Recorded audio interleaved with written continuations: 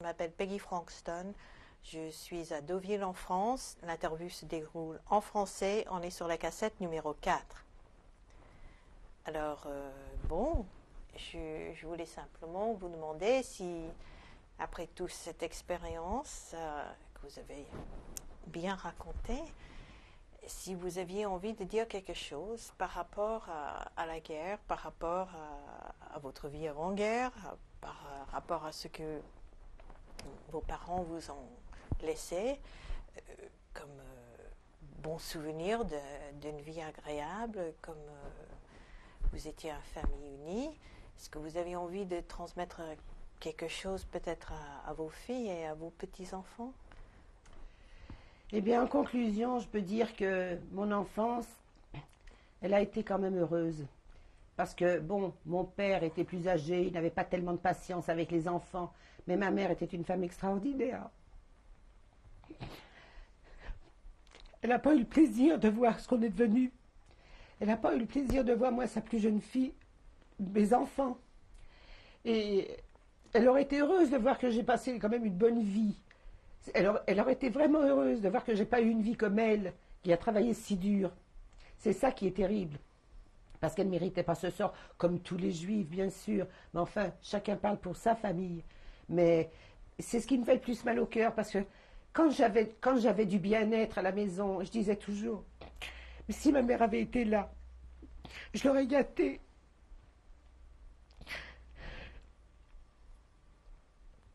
Je l'aurais envoyée en vacances, elle qui n'avait jamais pris de vacances.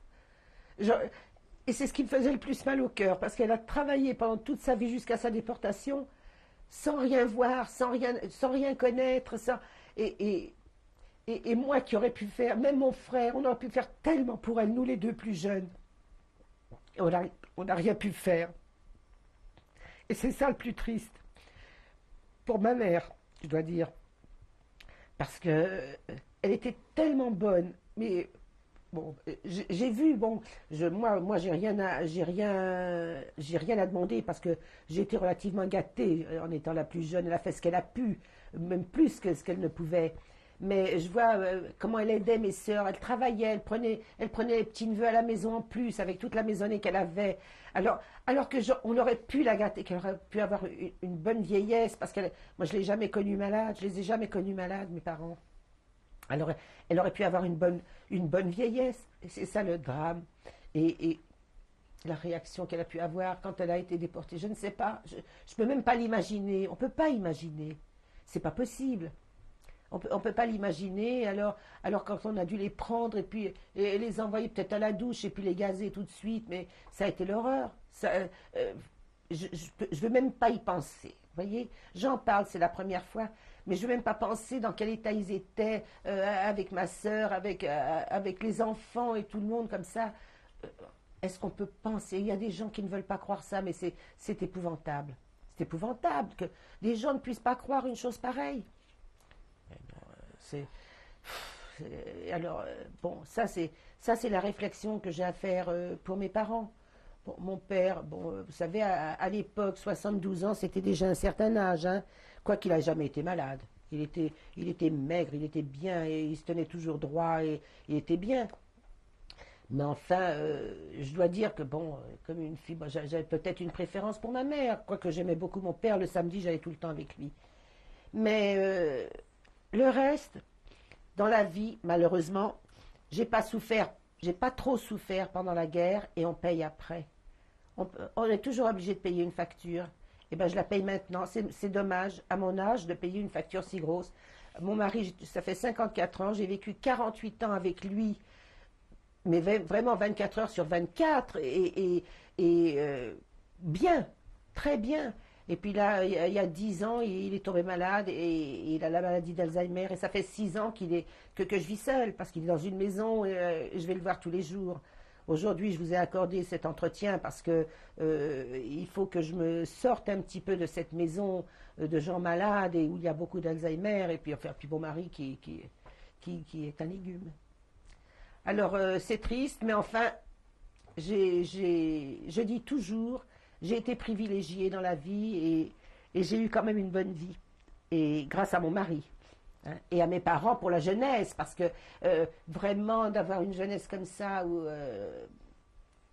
on était heureux. On était heureux parce que on avait besoin de pas grand-chose. De pas grand-chose, alors qu'aujourd'hui, les gens ont besoin de tout. Et vos filles ont fait des études? Alors mes filles n'ont pas voulu faire tellement d'études, elles ont été au lycée jusqu'en cinquième, je crois, et puis après elles n'avaient pas envie de travailler. Je les ai pas poussées, et puis je voulais les couver un peu. Elles ont fait, je les ai mises dans une école de secrétariat, aussi bien l'aînée que la grande, et puis bon, elles ont fait des études de secrétariat, et la grande a travaillé, elle a commencé à travailler peut-être à 18 ans, je crois que c'était 18 ans, 17 ans, je ne sais plus. Et puis voilà, alors elles n'ont pas fait de grandes études. Bon, j'ai des filles normales qui sont gentilles, bon, qui ne sont pas collées à ma peau, mais enfin, quand j'ai les bonnes nouvelles, ça me satisfait, ça me suffit. Qui ont fait des enfants? Qui ont fait des enfants, qui ont fait des beaux enfants. J'ai mon petit-fils qui a 24 ans et qui vit en Israël depuis 2 ans. Oui, qui est parti de la France et préfère vivre en Israël. Et ma petite fille qui a 21 ans, qui est merveilleuse et c'est mon soutien à elle. Parce qu'elle elle est très. Je dirais pas qu'elle me ressemble, mais elle est comme avant. Elle, elle, elle, elle fait de très bonnes études, elle a 21 ans, elle est en quatrième année de médecine et oui, et puis elle me donne beaucoup de satisfaction et je l'adore. Quoique les deux autres de ma fille, la plus jeune, sont adorables aussi, ce sont des beautés. Les deux autres, ce sont des beautés et très mignonnes, elles font de très bonnes études aussi. L'aînée qui a 14 ans et demi est en seconde et la petite qui a 11 ans est en cinquième. Mais bon, tous les jours, j'ai des nouvelles de mes filles et puis voilà. Et puis la vie, elle continue. On n'attend plus grand-chose maintenant, mais enfin, j'espère avoir encore des satisfactions de mes enfants et de mes petits-enfants. Comme j'aurais voulu que ma mère ait de moi et de mes enfants. Et vous pouvez peut-être penser que le fait que votre petit-fils soit allé en Israël, c'est un hommage quelque part à votre père, qui était un homme pratiquant et qui aurait beaucoup apprécié ce geste. Ah, oui, sûrement, sûrement. Ceci dit, une mère, des parents, ça ne s'oublie jamais, parce que, vous savez, dans la vie, c'est comme ça, hein. Quand j'ai un gros problème, ben, je ne vais pas prier le bon Dieu, je prie ma mère, pour qu'elle soit là, pour qu'elle m'aide. Ben, vous a donné ça, qui est très important. Elle m'a donné la foi. Elle m'a donné la foi en elle. Oui, oui, parce que elle était formidable. Alors, voilà. Alors c'est quand même un soutien.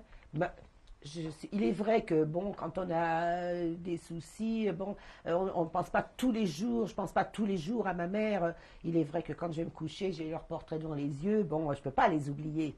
C'est pas possible. Mais puis à l'époque, on ne se faisait pas tellement photographier. Alors je n'ai pas de dernières photos de mes parents. J'ai des photos anciennes. Alors comment ils auraient été maintenant, je n'en sais rien. Alors voilà mon épisode. Merci de nous avoir accordé cette interview. Je sais que c'est pas toujours facile, mais c'est très important pour nous, pour tout le monde. Mais enfin, je le fais pas tous les jours parce que je ne pourrais pas. Je ne pourrais pas. C'est vraiment très fort, très fort.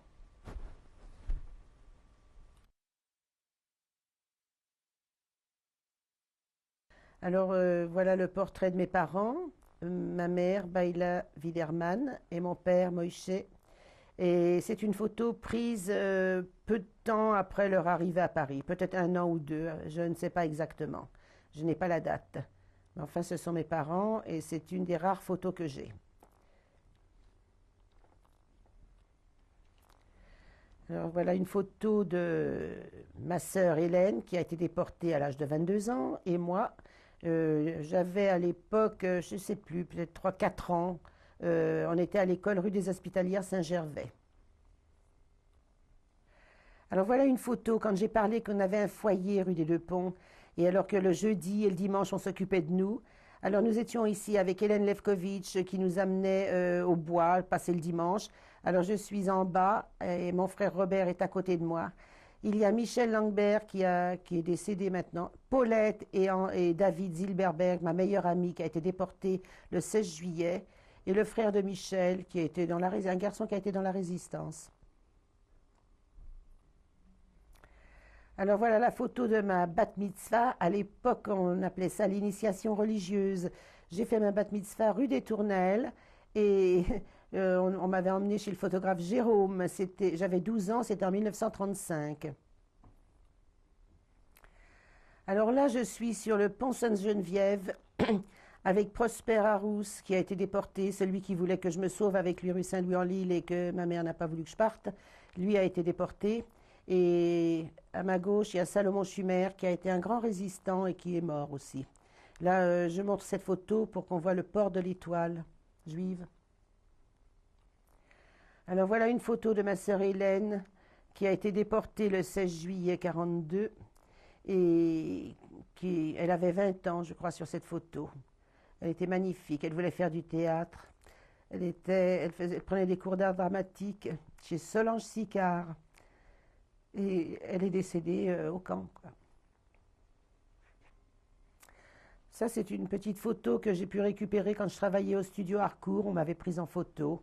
Enfin, je l'ai gardée. C'était en 1941, je crois, oui, 41, fin 41.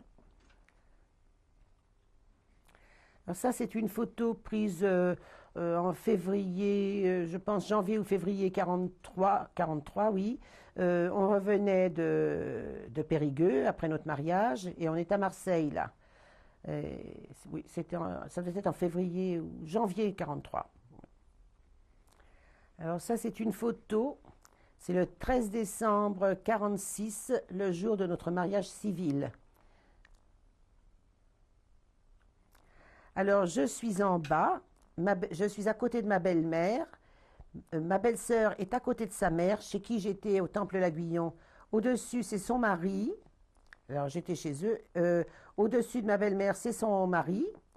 Et mon mari est au-dessus de moi. Voilà. C'est une photo de mon frère Robert, Robert Widerman d'Iclary, qui vit aux États-Unis et que j'aime beaucoup. On est comme des jumeaux. Alors là, je suis avec mes filles à l'occasion d'un anniversaire de mon mari. Ma fille Christiane est à droite. Elle a aujourd'hui 50 ans. Et ma fille Monique, la cadette, qui est à gauche, au fond à gauche. Et elle va avoir 45 ans.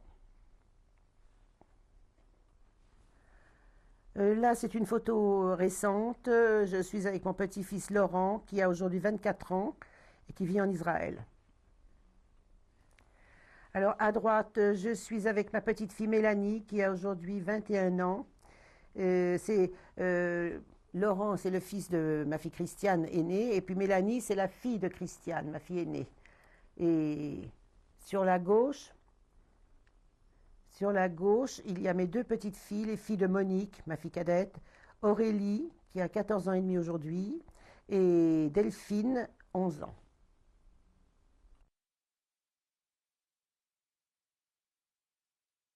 Alors ça, c'est Jean Végier, mon mari, depuis 54 ans, qui malheureusement ne vit plus avec moi, il est malade. Il a la maladie d'Alzheimer. L'horreur. C'est la pire des pires.